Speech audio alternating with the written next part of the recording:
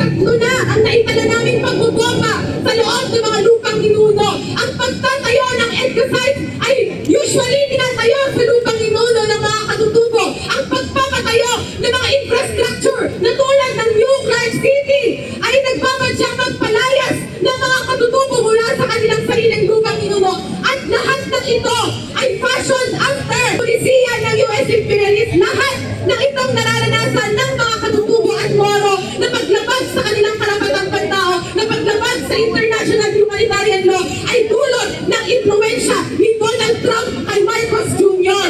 Ngunit malinaw po sa aral ng kasaysayan, mga kasama, sinasabi namin kung saan may opresyon ay mayroon pakikibaka. At klarong-klaro yan dito sa Pilipinas. Nakita natin ang pag-usbong ng mga People's Barricades sa mga Satuba, sa Benguet, at sa iba't ibang bahagi pa ng Pilipinas laban sa mga mapanirang proyekto na naminahan.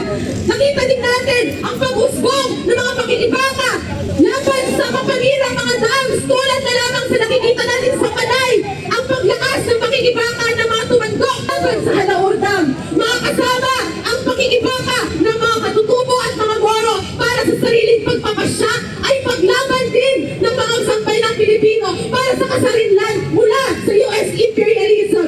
Kaya muli, nakikiisa po ang sektor ng pambansang minorya at mahigpit na kinukondena namin itong pag-igiit ng US imperialism ng kanyang kontrol at hegemonya sa buong mundo. Tuloy-tuloy po ang paglaban ng sampay ng Pilipino para sa sariling